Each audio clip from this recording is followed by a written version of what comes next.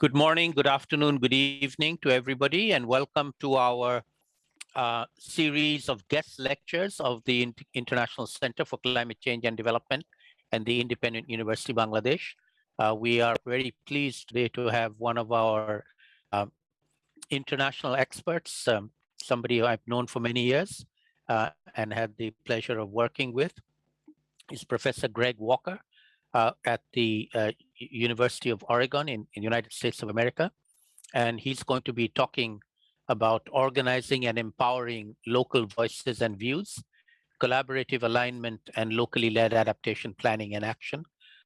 He also heads the research and international NGOs group, RINGO group in the UN Framework Convention, which is where I've known him, and we've attended many COPs together. Hopefully we'll be able to attend the next COP in Glasgow. So let me just quickly read out a short bio of Professor Gregg Walker. He's Professor of Communication and Adjunct Professor in Environmental Sciences, Forest Ecosystems and Society, Marine Resource Management, Public Policy, and Water Resource Policy and Management at Oregon State University. He's authored numerous articles and presented numerous papers on environmental conflict management and dispute resolution. He's the co-author with Stephen Daniels of the book Working Through Environmental Conflict, the Collaborative Learning Approach, published by Greenwood Prager. And he attends most of the United Nations climate change negotiations, meetings, and conducts related research on those negotiations. So I've had the pleasure of knowing Gregg for many years and attending many COPs together. So it's a great pleasure to welcome you from across the world, Gregg.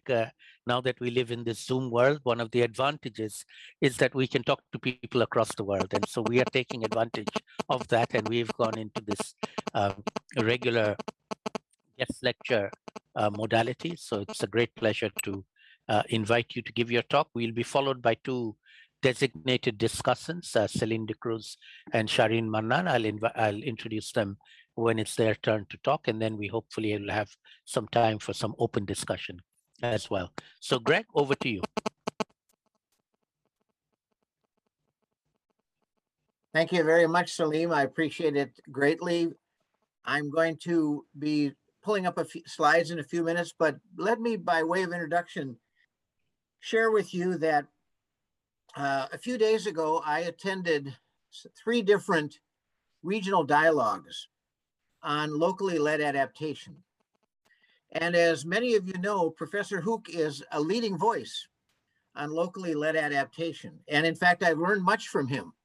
An article I read recently, not too long ago, where he challenged the concept of community adaptation and said that while it has its merits, that a better way to think about adaptation is locally led. And he made a very persuasive case for locally led being different than community. And that might be something that we will talk about.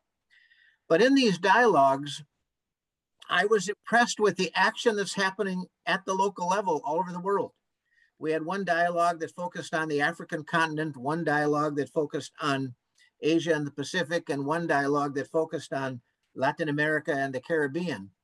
And in every case, in every one of these dialogues, we heard case studies of people working very hard, again, at the local level, local voices, local knowledge to advance meaningful adaptation projects.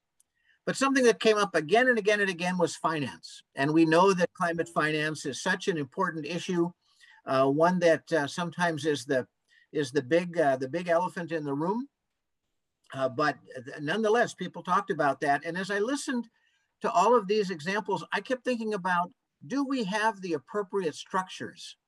Do we have the appropriate frameworks for local people to come together and work together on behalf of their villages, their communities, their neighbors, their neighborhoods on adaptation? And it's really that which prompts my comments today. To share with you a framework that Gary Severson, Steve Daniels, and I have developed called collaborative alignment. Now, there are many, many frameworks. There are many, many approaches. So when I present this, I'll never claim that it's the best one, but it's one that I've worked with, that I've been able to apply with local villages, with communities, and we found it to be quite effective, quite successful. So I want to share that with you, get your thoughts on it. And as we do that, you'll know that one of the criticisms people often have of me when I give talks is that I have too many slides. Probably have too many slides today, but some I'll go through quite quickly because I'll be sharing with you things I think that you already know. So by way of that introduction, let me pull up my shared screen and we can go ahead and get started. And you can tell me again if this is all working for us. I hope it is. And let's see are we good to go? I'm looking for, yeah, we're good. Good to go. Go ahead. There's the yes. thumbs up. There you are. So there's our title, and let's go ahead and get started. The route that we're going to travel today for the next few minutes, I'm going to talk briefly about locally led adaptation, although I know that for people on this call, you're already very knowledgeable in this area.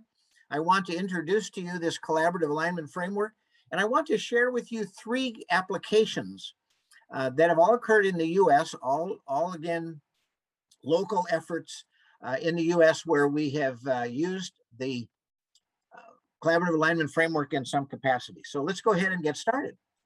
Now, what I have here, two statements from their websites about locally led adaptation. We don't need to read through all of this. You certainly are welcome to do so. But I put these up here because I want us to highlight what is locally led adaptation. And you can see in the International Institute for Environment and Development, they're focusing on empowering local stakeholders. They use the term front lines, voice in decisions. You can see with the World Resources Institute, again, local communities on the front lines, local actors, a voice in decisions, and doing something different than the current top-down approach. And the term here that really stood out for me is the idea of new models. And then this one from the Global Center on Adaptation, which Dr. Hook is a senior advisor. Again, many of the same themes. This statement too, they often lack access to resources and power. And you can see, again, the emphasis that's placed on local empowerment, local voices, and being on the front lines. So when I read through this material, as well as others, these were important ideas that I pulled from these 3 characterizations of locally led adaptation. And you can see some of these I've already mentioned: empowered stakeholders, communities' voices, local actors, innovation and creativity, access to resources and power, local knowledge and experience, and new models, and of course, adherence to principles. And for those of you who've been following the work on locally led adaptation, you know that from quite a few consultations, 8 principles have emerged on locally led adaptation. Again, these are principles I think you're probably very familiar with, and I won't read them all, but you can see one that stood out for me was devolving decision-making to the lowest appropriate level. Another one that stood out for me was addressing structural inequalities, and certainly investing in local capabilities. And as I looked at all of these, I thought part of this really speaks to the importance of capacity building. If we say we need locally led adaptation, do the local people, as they organize, have the capacity to achieve their objectives? And that capacity comes in a variety of forms. And again, we have people on this call who are experts in the field of capacity building, and that might be part of our conversation later. But I also want to include sustainable development. And I like to tell little stories, as my students will tell you. When I went to my very first meeting of the UNFCCC, it was before the COP in Denmark. It was in Barcelona.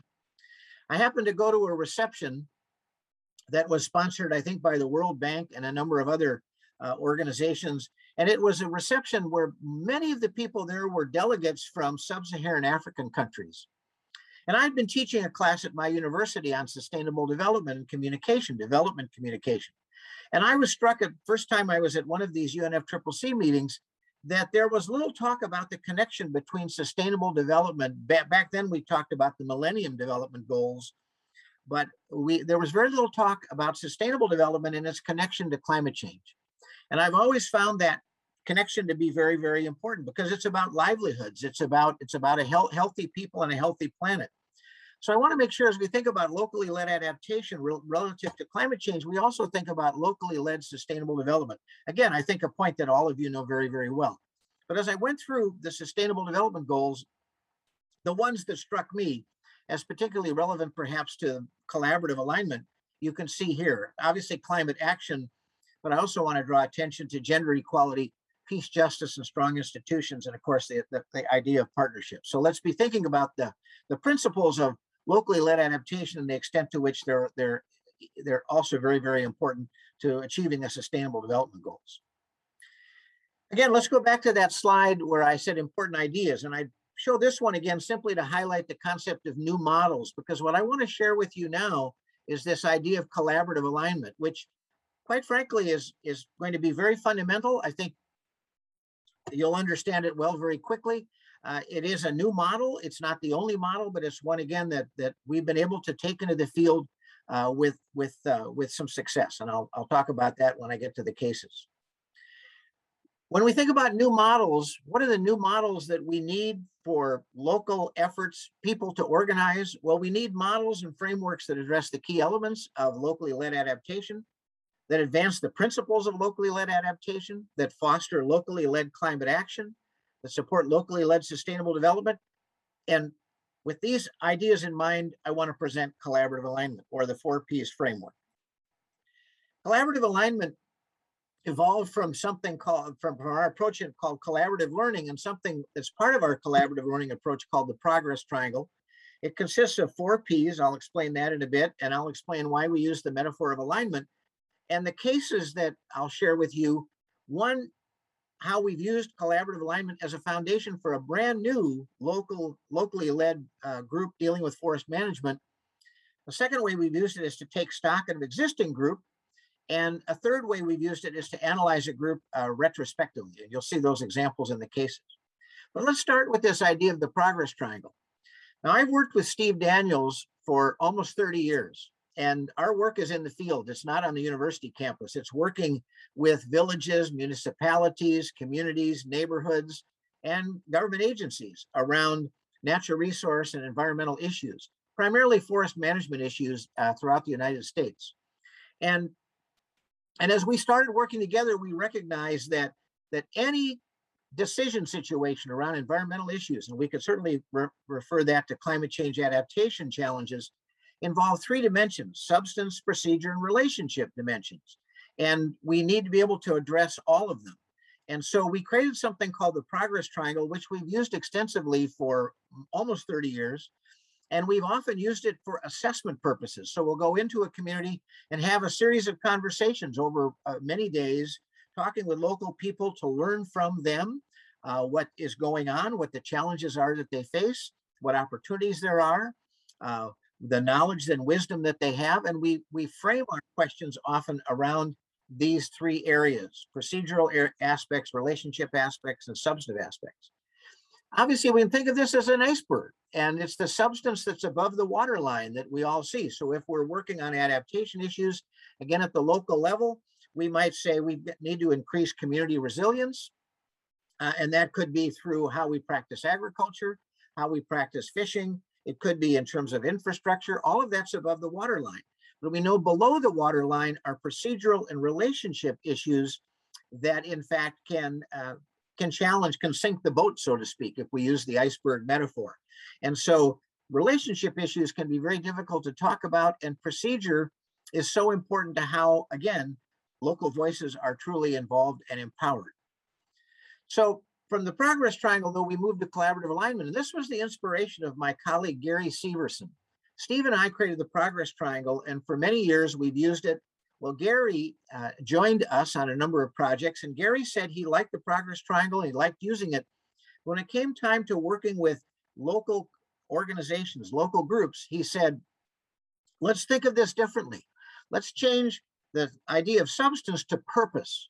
Let's take procedure and change it to process, and let's take relationship and change it to parties.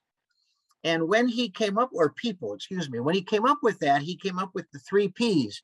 He shared that with Steve and me, and we said, you know what, we're missing a 4th P, and we called it product. Because obviously when we bring people together, when they organize, when they volunteer their time, when they invest in their futures, we need to produce something. And so that created the 4 Ps, and then you'll see how the 4 Ps created the whole idea of aligning those 4 Ps. So I want to take a few minutes now to explain this collaborative alignment approach more. The 4 P's are purpose, people, process, and product. And the purpose, you can think about this. What is the primary reason for the group to exist?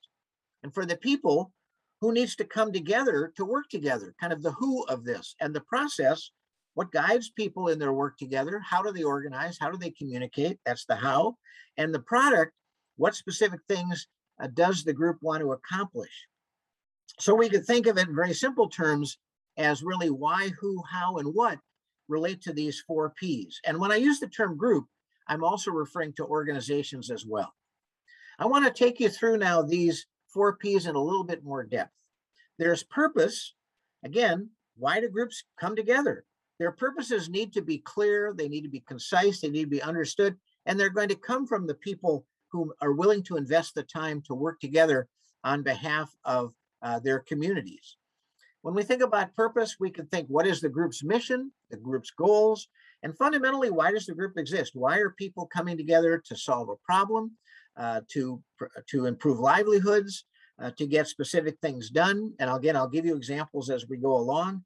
And of course, a group or organization is likely to have multiple purposes. One of the cases I'll share with you in a few minutes is one that I worked with in Wyoming. And a big reason they came together was to work with the local national forest to make the local communities and the forest themselves healthier and more resilient to the risk of wildfires, something that we're experiencing far too often in the United States. Then there's the people. Effective groups are combined of people that need to be involved. And so we think about that. How can we be accessible and inclusive? Who needs to be recruited? Who needs to be invited? I worked with one group some years ago, and this group was formed and a number of community leaders came together and they said, we want everybody at the table, but not these environmental groups. We don't like them. They sue us. And I said to them, if you're truly going to have a meaningful collaborative effort, why would you exclude them? Why would you keep them outside the tent? And they're going to continue to do that litigation, do that appeal. Why not bring them into the tent, listen to them, learn from them? They can learn from you. And that group followed that advice, brought them into the tent, and found out that, yes, they had some different values and different views, but they were very reasonable and they wanted to work together for the health of the local community. But that's an important part of it. How do we, in fact, include people as much as we can? And so, again, on this slide, who needs to be involved? What skills or resources or capacities the group need? Who are the primary parties, those who may be heavily invested and, so to speak, at the table, and who are on the sidelines watching? For example, the media often will watch what happens with local groups, and also to be aware of who might have an agenda to try to upset the group, keep the group from achieving its purpose. Then there's the 3rd P, and that's the process. And effective groups have a system that will guide how they function and how they work together. Whatever the guidelines are, need to be fair and workable and enduring and flexible and accepted by all of the parties. And we can go deeper into process and think, who has the authority and accountability for what the group does? How will the group be governed? When will meetings be held? How will decisions be made? Who's going to lead this? And how will, in fact, communication be handled both internally within the group and externally? And you can start to see with the 4 Ps, in each of these areas, there are opportunities for meaningful discussion and decisions about how the group is going to function going forward. And then there's the 4th P, the one that we added, and that is product. Effective groups need to create something. What is the group going to produce? There's a term that often appears with U.S. government agencies. They like the term deliverable. What does the group deliver? And whatever it is the group produces, what needs to be meaningful or impactful and important in making a difference. I worked with a group some years ago, and we talked a lot about what this group would produce. And what they wanted to do was take on the most difficult challenges first. And I said, no, you've not worked together before. Why don't you take something that's going to be well received, not particularly controversial? And what I suggested to them when they asked for ideas, I said, what about a science fair? What about getting together with the schools in the community and putting this on at the local community college or the local university, and have it on a day when people may not have to go to work, and it can be adults and children getting together, having some presentations, some displays, around, in this case, it was ecosystem management or ecosystem science, ocean and coastal issues. And this was a community on the coast in Oregon. And they love the idea because who's against learning? And they found something that they could deliver that gave their organization some visibility and gave them a success story to tell, and they could build on that. That was a product. So what does the group want to accomplish? Of course, what is in the group's work plan? What are some possible early successes? I use the example of a science fair or a science day. And for every project or activity, the group can discuss about what resources it needs to mobilize, where it can get to that. And of course, as I mentioned before, in these dialogues that I attended a few days ago, the topic of finance was very, very important, and understandably so. Well, then when we put all these four together, why do we think about alignment? Well, alignment's a nice metaphor because if you think about this, probably all of us have been on a bus or in a truck or a car that was out of alignment, and we grab the steering wheel and we try to keep it straight on the road. Goes this way, it goes that way. Then we hit a pothole, and in many places I've lived, that's common. And once your truck or your car or your bus is out of alignment, it's very difficult to drive. And so Gary came up with this metaphor of alignment, and we talked about this and thought it really worked well to think about how you need to align these 4 Ps. Purpose has to be in balance with product, and people has to be in balance with process. And if we have the wheels balanced, if you will, if we have these 4 Ps in alignment, the group or the organization should be able to function very, very well. And so when we think about alignment, you can think about these kinds of questions. Is the product that we want to produce or deliver in alignment with the purpose of the organization? Are the people participating aligned with the purpose?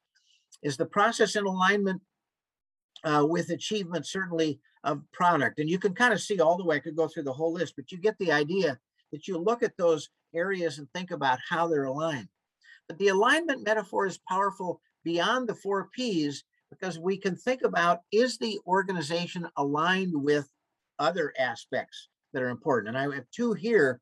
One is, if we have an organization at the local level to focus on adaptation, is its work aligned with the principles of locally led adaptation? For example, does the process of the group locate decision-making at the grassroots?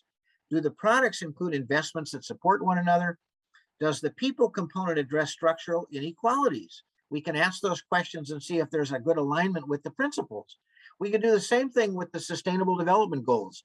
Does the group or organization align well with the SDGs? For example, do the people and process components support justice and gender equality? Do the products include the development of enduring strong institutions?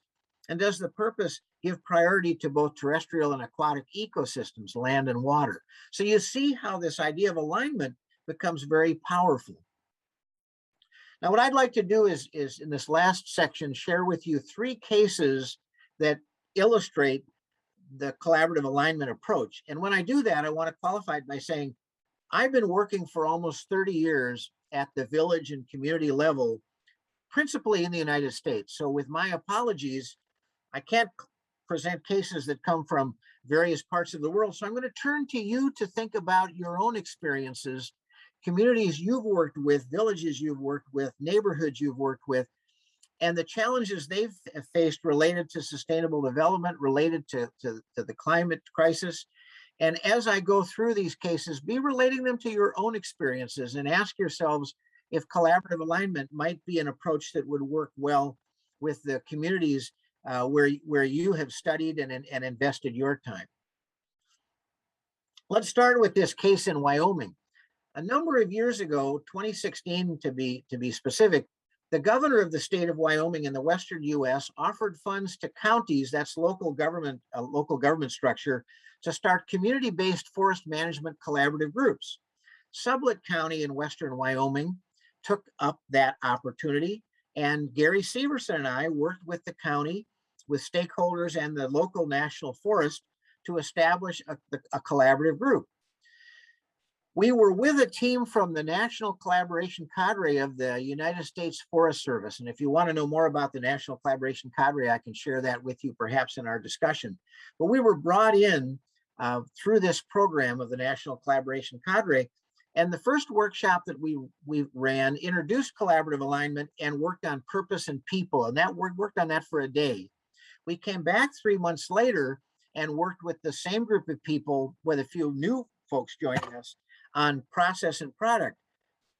We then handed off the facilitation of this effort to someone who was in state from the local university, the University of Wyoming. And she worked with this group to have them develop a charter, or a set of bylaws, if you will, that drew directly upon the 4 Ps of collaborative alignment. Now, there's a lot of detail in this slide. I'll just highlight a few things. In terms of purpose, they committed to diverse interests, to learn and listen together. For people, they decided on a bounded process, which meant while all of their meetings were open to anyone, they had a finite group of people who comprised this local collaborative group. And then in terms of process, they worked with the University of Wyoming to take what came from the collaborative alignment workshops and develop a charter. And again, that's something that they continually update. And in terms of product, they've had a number of them, but one of the big ones was to get a grant from the US government for over $700,000 to work with the National Forest on wildlife management and water quality. And that got a lot of publicity. And again, one of the reasons that they got that, they had the local collaborative group working directly with the local national forest. Now, the second case is one that we've worked with recently in the state of Idaho. It's called the Clearwater Basin Collaborative. A little over a decade ago, one of the senators from the state of Idaho convened a diverse group of people and said, we've been fighting too long over these landscapes, these forest lands. We need to find a way to come together to work through conflict and make better decisions for the health of the forest and the health of local communities. And he provided some funding and some staff support, and the Clearwater Basin Collaborative was born, and it's very, very well known throughout the US. It's really been quite successful in many ways. The CBC created a very ambitious work plan, and you can see in the text here, work on landscape health, rural economies, recreation, forest management plans, habitat restoration, and formed subcommittees to deal with all of these issues. And during its first decade, the CBC was very productive. Projects included a youth conservation corps that's been very successful and helped the National Forest receive a big award for millions of dollars called a Collaborative Forest Landscape Restoration Plan. But after about 10 years, the CBC was struggling. And as an organization matures and changes and people leave and new people need to come in, they decided they needed to really take stock of themselves. And they brought in Gary and me from the National Collaboration Cadre to work with them. And Gary and I conducted over 50 conversations with members of the collaborative, of the forest, local communities. And we determined that collaborative alignment would really be helpful for them. And so we applied that in this case as well.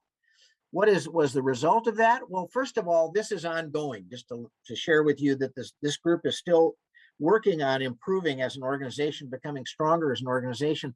But what they discovered through using collaborative alignment as a check-in, as a stock taking, as a realignment process, if you will, not starting from the bottom, but actually realigning an existing organization, they found that their purposes had changed. And they needed to reevaluate their mission and their purpose and their objectives. And part of the reason was they simply didn't have the capacity they had when they had more funding. And so they really had to step back and reevaluate their priorities. They also realized they'd lost some key members, some key voices, and they needed to go out and recruit people to maintain the diversity of the group.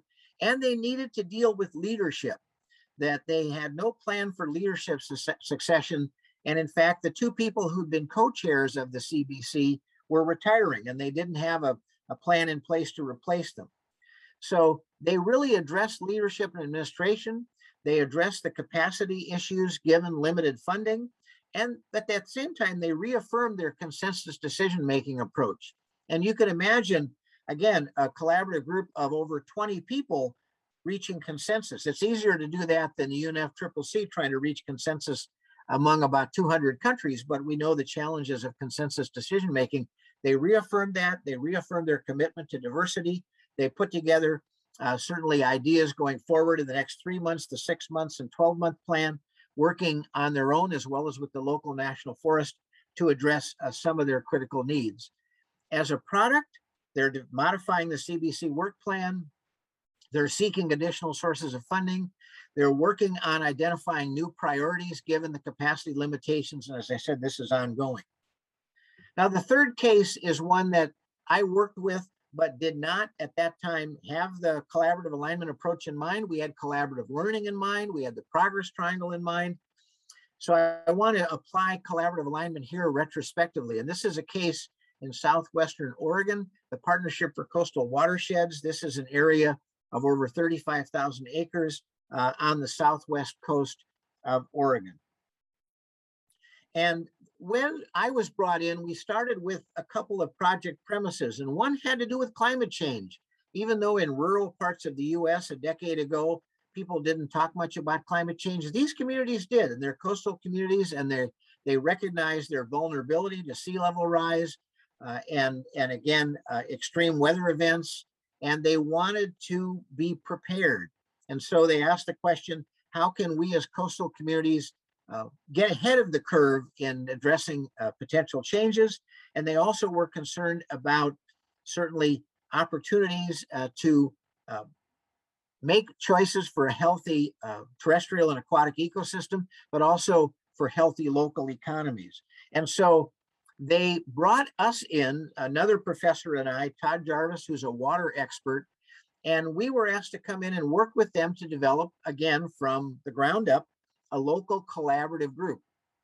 We used the collaborative learning approach, and initially, for the first year, we had great diversity involved, but we spent time initially on procedure or process. We introduced the progress triangle, we focused on procedure, and we developed something called a collaboration compact, which functioned basically as a set of procedural guides or bylaws.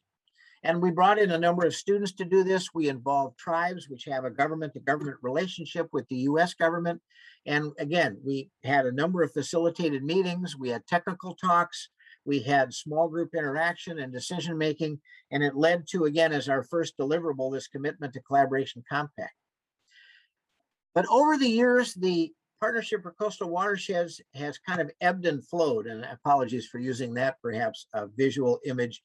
They struggled for a while because of leadership issues. We didn't build into their bylaws a good leadership structure.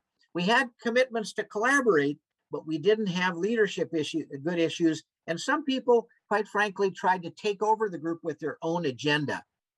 And so other people left. So they didn't have a good mechanism in place to kind of get their differences out on the table and do that in a way that for the good of the local communities. And that became a real concern. Now it's come back. The PCW is functioning again. They've recognized that they struggled with leadership, with membership, and with finance issues. They needed to step back and address all of those in terms of organizational strength and capacity. And they're now well recognized as a local collaborative group, and they've received awards for their work. So if I had it to do over again, I would apply collaborative alignment to this group at the very beginning. But this analysis that relies heavily on one of my former PhD students, Mariah Russo Kelly, illustrates that you could take collaborative alignment, and if you take these three cases collectively, you can use it to help a group get started. You can use it for a realignment process for a group to take stock of itself, and you can use it retrospectively to analyze obviously a group experience and kind of see what went right and what might have been done differently. Well, what are some lessons learned from these cases?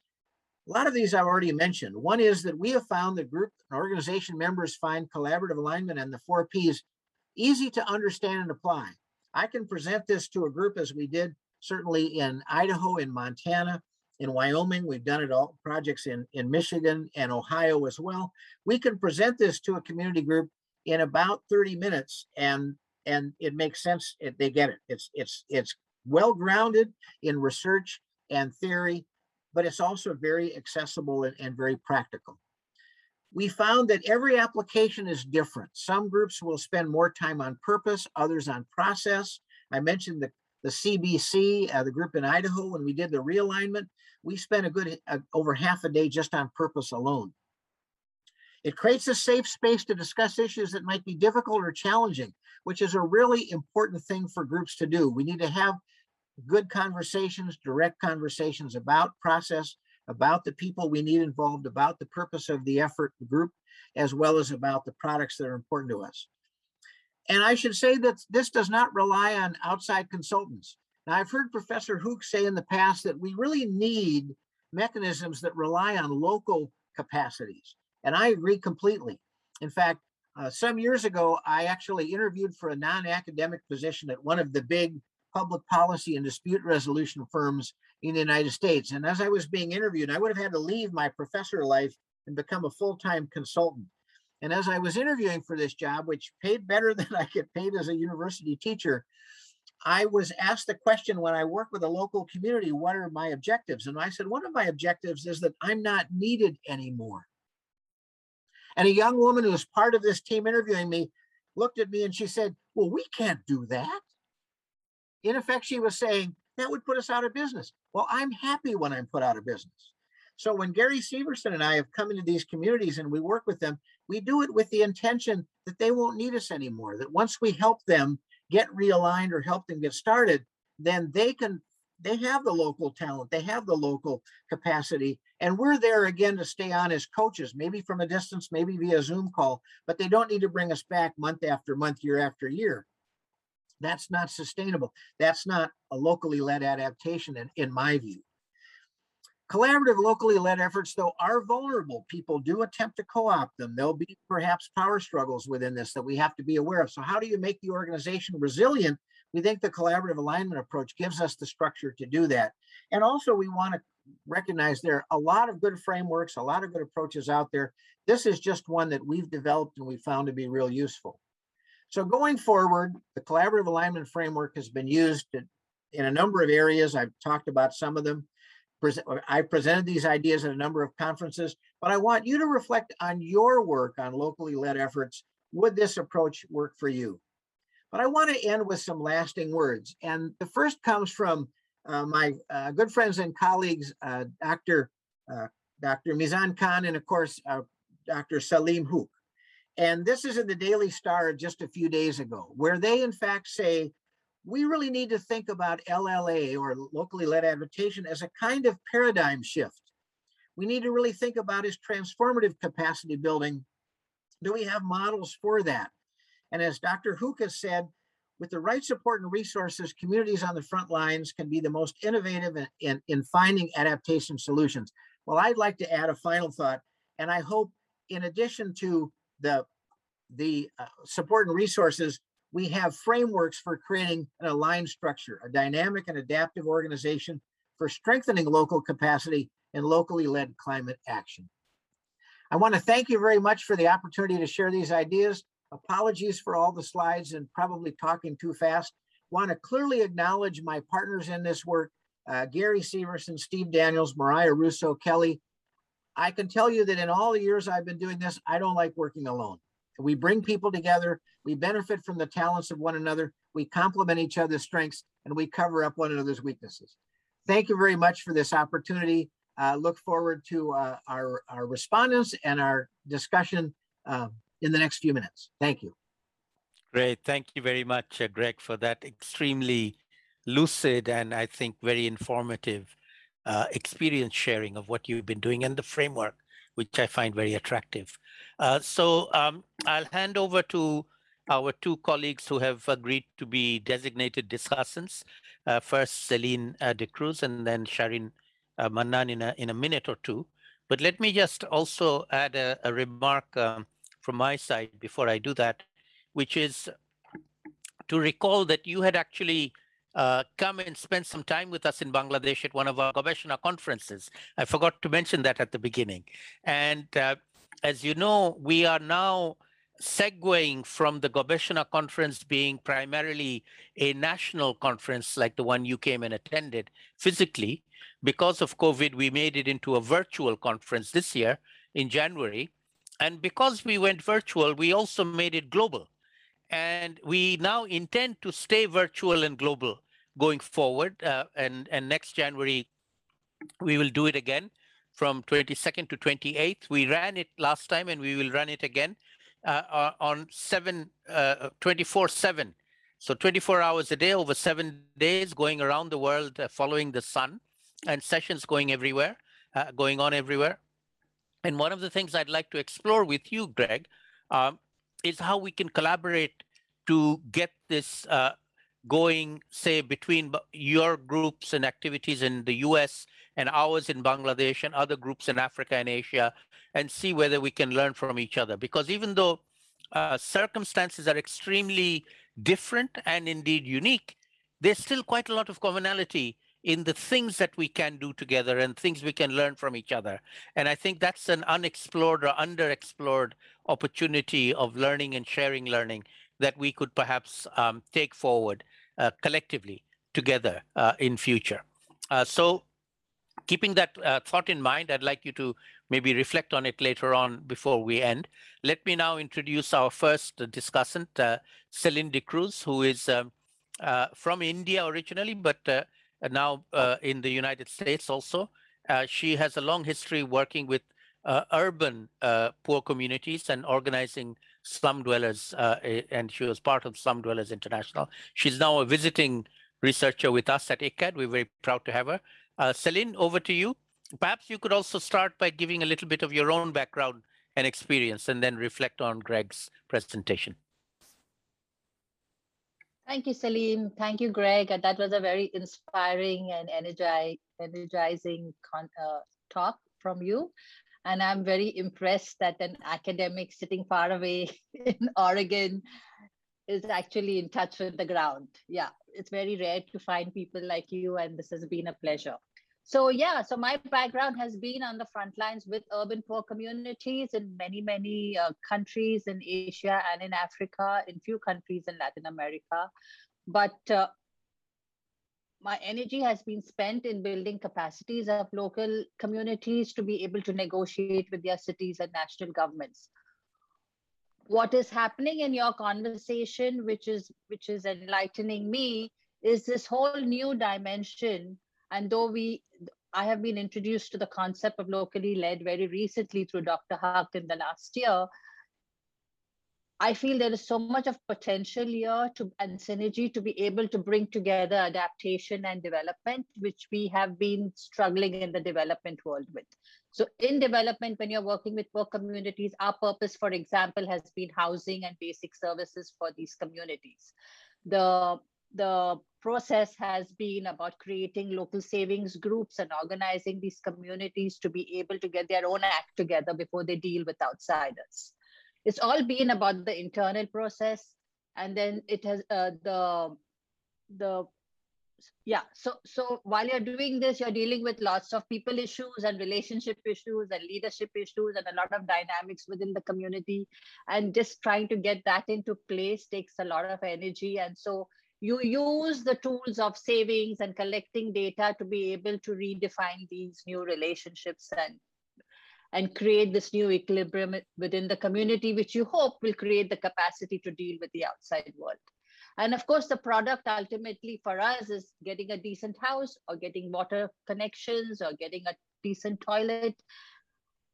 And while it ends there, there's an aspiration to do more than that. There's an aspiration to be able to connect with communities in similar situations in other parts of the city. So you help the city indirectly to therefore not solve the problem of just one community, but to be able to deal with many communities.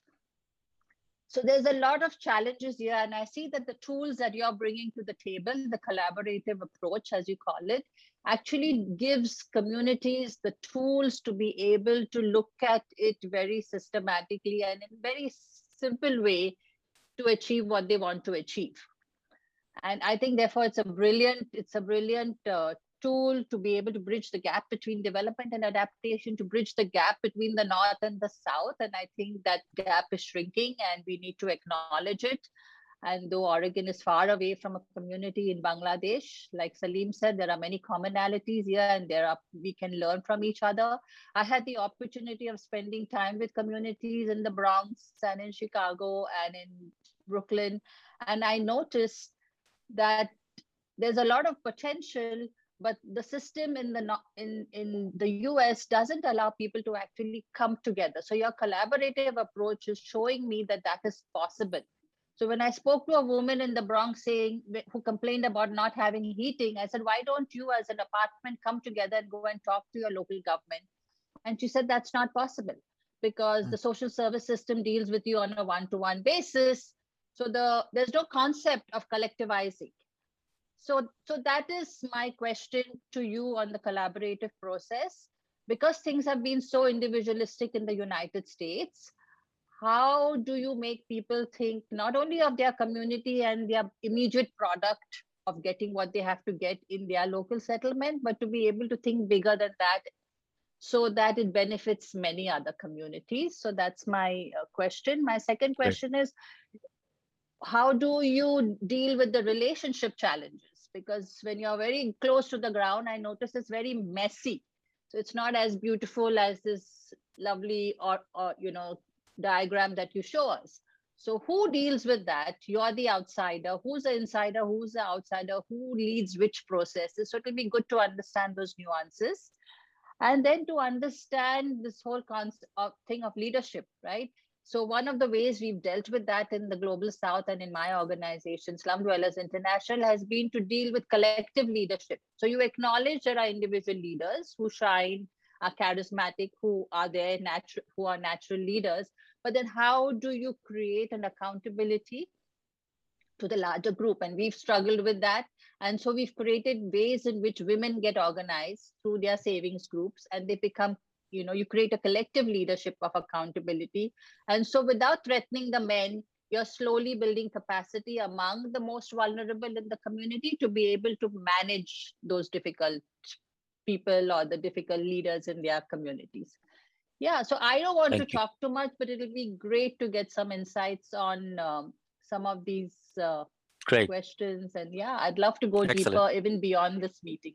Excellent. And understand more about your work. Thank you very, very much, Celine. So, Greg, I'd like you to just keep note of the questions, and then I'll give you the floor to come back after we hear from the next speaker, and maybe also take a few more questions. And just on that note, in terms of following up, Celine, as I mentioned to Greg, we'd like to, one of our collective tasks is following up with respect to how can we bring this to the next Gobeshona conference in January and build on the conversations that we've had so far and here as well. So my next speaker is going to be my colleague Shireen Mannan, who's been doing some very interesting work on voices from the front lines. She's put together, I think, nearly 50 of these voices, which have been presented in blog form over the last 6 months or so. After she speaks, I'll open the floor. So if anybody has questions, you can either put them in the chat box now so we can have a look at them, or you can raise your hand and I'll give you the floor after Shireen ends. And then if Greg can keep note of the questions, I'll give Greg the floor at the end to come back. Shireen, over to you. Thank you so much, Dr. Prof, Professor Gregg, for an excellent presentation. And I must confess that I have only 4 years of working experience, so my knowledge on this front is really, really limited. So I'll try to just reflect based on the experience that I had working with 2 projects. I'll start with the very recent one, which is called the Scaling Up Locally Led Adaptation Project, which is actually the project of the workshops you were talking about, the regional workshops that you attended. So ICCCAD was in charge of this Asia Pacific one.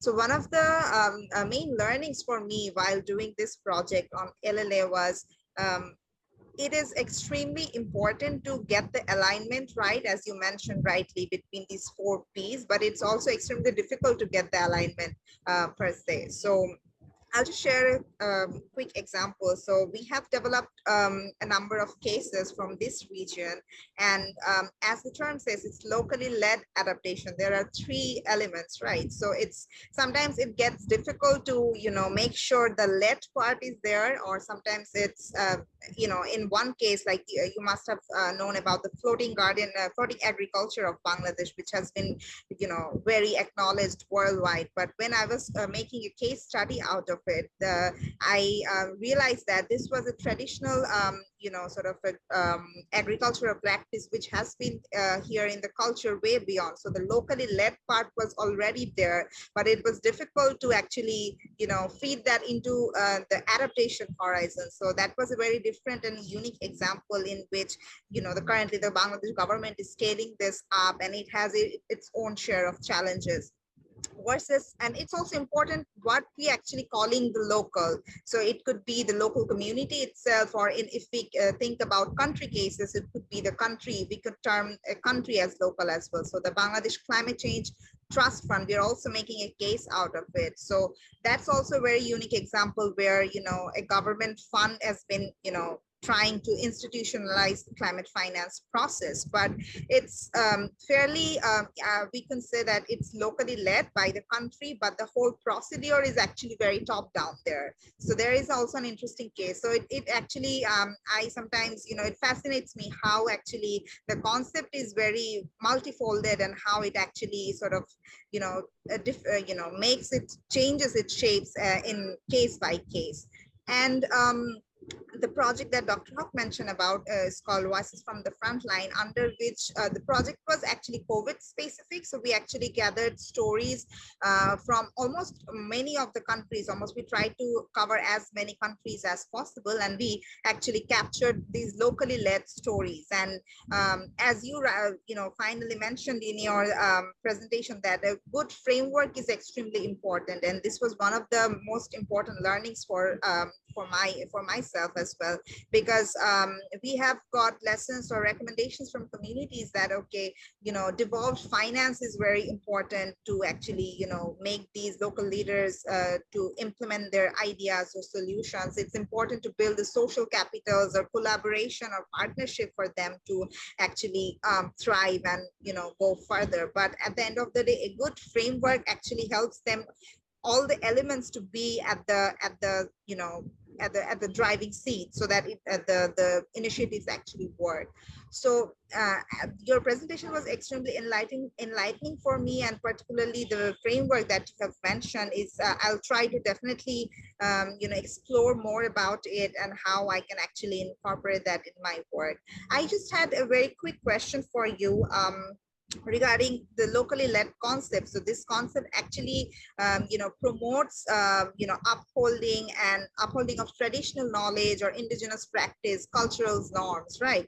So in many cases, particularly in countries like Bangladesh, or if we consider like African indigenous communities, there are certain cultural practices or cultural norms which actually exacerbates the structural inequalities, which actually is the opposite case of the principle of LLA, right? The principle of LLA actually talks about demolishing the structural inequalities. But if we at one hand try to sort of uphold these cultural heritages or traditional knowledge, but at the other hand, if it actually exacerbates the inequalities, so what do we do actually? What's your thought on this? Thank you. Maybe I'll stop here. I would like to hear from you.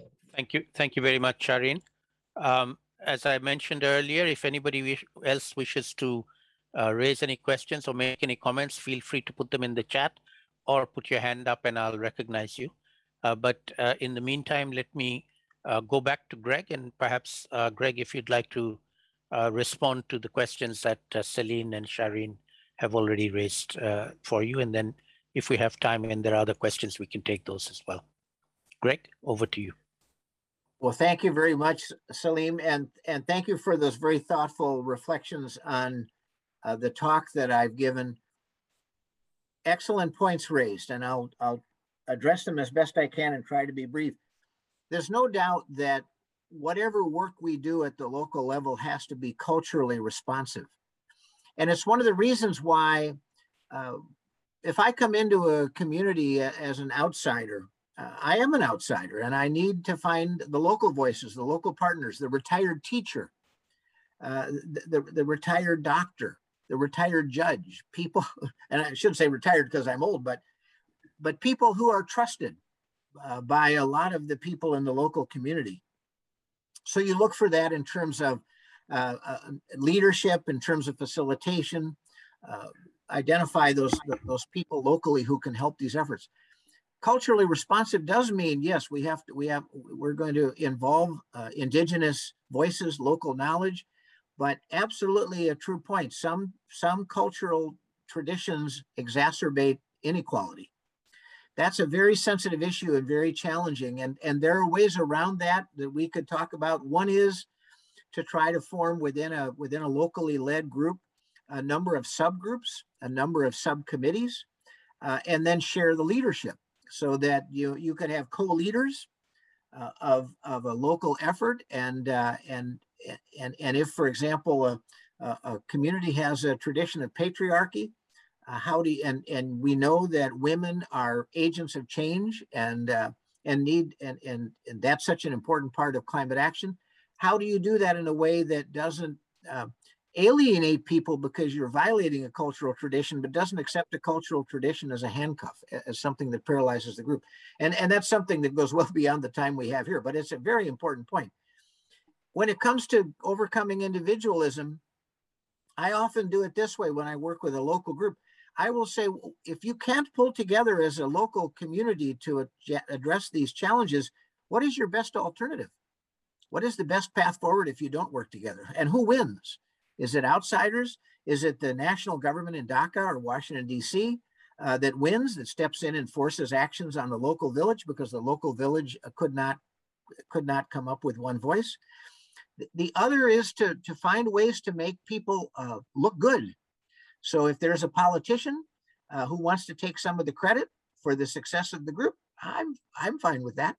And that we see that sometimes in the U.S. The collaborative efforts I've worked with over the years have almost extensively been in smaller communities, in villages, in rural areas, but in the cities, we found to work at the neighborhood level. The neighborhood is like a village in a way. So it wouldn't just be in we go to New York, for example, it wouldn't be just in Queens, which is of course a big borough. It would be maybe in the Bayside community of Queens, where you'd bring together a neighborhood council. That's what the city of Los Angeles has had some success with, neighborhood councils. So we have to look at what is the current situation and where in that current situation are the opportunities, and what are the aspects of the situation we need to really honor and respect as we try to move forward. So I think, again, the comments that we've heard from our two respondents are excellent, very thoughtful, and raise issues that, again, we could discuss well beyond our hour today. Great, thank you very much. There's another question in the chat box, Gregg, from Asif Amer, who says, can you please share your thoughts on connection between locally led adaptation and nature-based solutions, and how can locally led adaptation alignment approach enhance disaster risk reduction management? Any thoughts on that? Excellent question. I'll answer it this way, that when I think about disaster risk reduction is multi-scale, and we know that. So we think about scaling up, but we also know that there'll be a ministry, there'll be a municipality that will have certainly a part of the bureaucracy to deal with that. The work that I do often involves people who have decision authority, which may not be in the local effort. It might be in the municipality government. It might be in the national government, the regional government. That those with decision authority clarify what the decision space is. To have a good discussion and understanding about the relationship between the ministry that makes a decision, maybe on allocating resources for disaster risk reduction or loss and damage, and what the opportunities are for the local community to participate in those decisions. And that discussion needs to happen. And sometimes it doesn't. And so people then think, oh, collaboration or collaborative effort will really work. But there's that difference between decision space and decision authority. When it comes to nature-based solutions, regenerative agriculture, smart agriculture, for example, the efforts that are going on, I think that has to become part of the conversation, and recognizing this is again something that's in the principles of locally led adaptation, the importance of active learning, of shared learning. Because again, coming from the US, there's a bias that I learned growing up in the education system here that we can always find a technical solution to every problem. Like we can create something, we can send it outer space to suck up all the greenhouse gases. Geoengineering, if you will. We know there might be some of that. There's some technical areas, but we also know when we think of nature-based solutions, people need to be educated about that. Here in Oregon, we talk a lot about regenerative agriculture, smart agriculture, and a role that agriculture can play, certainly in reducing reducing the effects of greenhouse gases in carbon capture, and we do that again around certainly forests as well. And I think that has to be part of the conversation. I think learning is a big part of it. Excellent points. Thank you very much. Couple of other questions here. In fact, why don't I ask Kathy and Kay, would you like to just unmute yourself and speak? Sure. Go ahead. Thank you. Kathy here in Western Canada. Thanks, Greg, and thank you for inviting me to participate in this. It was so interesting to listen to the synergies as everyone spoke. My question is, these case studies are so important. Do you think this is one way that communities who haven't moved in the direction of climate change and locally led climate adaptation is a way to help sort of recognize the value of bringing in outsiders to help build local capacity? I'm just curious, because there's that where do we start question that's sort of outstanding in my mind. Mm-hmm. Good question, Kathy. Go ahead, Greg. And I think Professor Hook can speak to this very well, because we've had conversations about the role of universities. I think local communities welcome outsiders, but we don't want the outsiders to be dependent on the outsiders. Mm-hmm. I think the people you bring in from the outside, for example, let's say Dr. Hook and I together went into a coastal village in Bangladesh or in the United States or in Canada or wherever to work with the local group to help them develop the capacity to address climate change adaptation.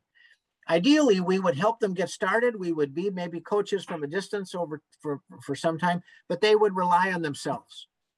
They would find in the local community the leadership that they needed, and we've seen that happen again and again. So it's often maybe an outsider, maybe from a university, maybe from an NGO who comes in and helps the group get started. There's an important role for them to play, but the group has to achieve some success, mm-hmm. and has to understand its priorities and the capacities it has, the resources it has to accomplish that. And that's difficult to do. I can tell you stories about collaborative efforts that have collapsed and others that have been very successful and enduring over time. And what are the factors that contribute to that? Well, there are many, and it is money, it's leadership, it's skill sets, it's a variety of things. But it can happen. And again, partly what we try to do is give people a safe place to have these conversations. What we have found is that people want to work together. Mm-hmm. And they want to work together for the health of their local communities and the health of the landscapes that they depend on. And when we put that together and when we present that, is this the best alternative to something else? They usually say, yeah, we'd rather work together and have our local voices be heard than turn things over to someone at a distance. And that often is a big motivator. We tell people, look, your children don't have to go out on dates with each other. We're not asking for that, but you could still find a way to work together as neighbors. And we found that to be very successful. And maybe some of the kids do go to the movies together. I don't know. Great, thank you. Let's take one last question, Greg. That's from Dullav Roy, who's asked the question, is climate change adaptation and adaptation the same? What do you tend to do when you use the word adaptation? Well, I think that it depends on the context in which we think about adaptation.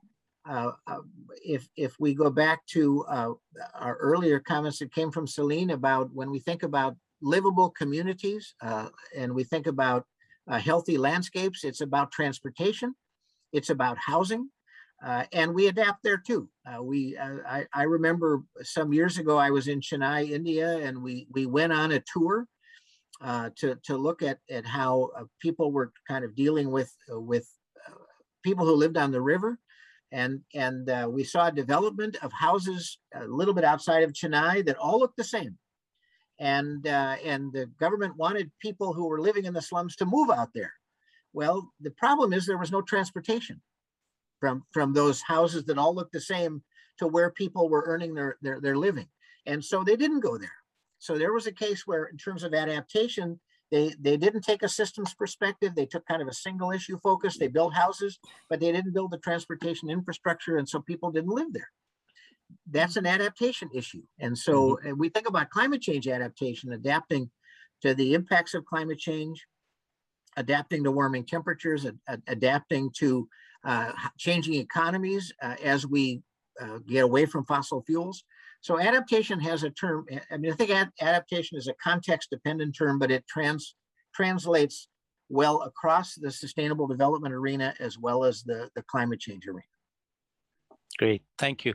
Well, there's another question that just come in, so let's take that from Sakib Haq. He says, in light of diminishing budgets from Annex 1 countries, how can we adequately finance for locally led adaptation, which often requires longer-term funding and perhaps larger amounts than traditional development?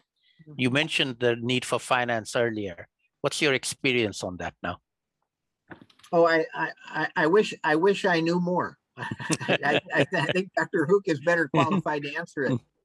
I don't know. I think that is an ongoing challenge that we hope that this becomes a prior funding, but I actually think the funding from non-state actors, from non-government sources in the future will be more important.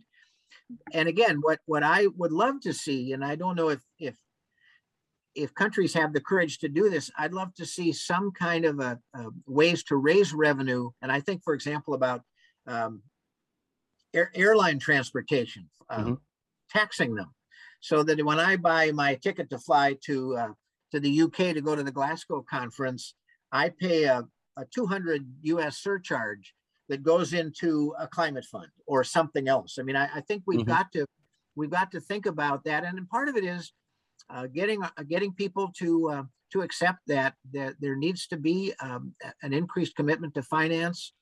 It can't just be on governments. In a perfect world, we'd have a lot of philanthropy.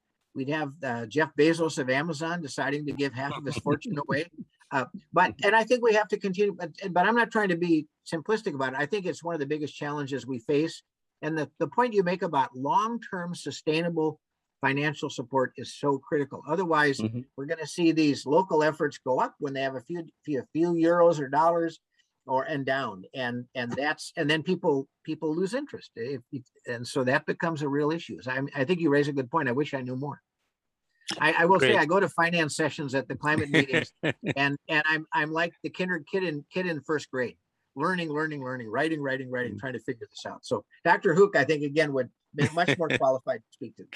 Great, thank you very much, Greg. We've sort of gone past our allocated time, but let me offer a few thoughts while I thank you and suggest some ways forward from this conversation that we have started here today.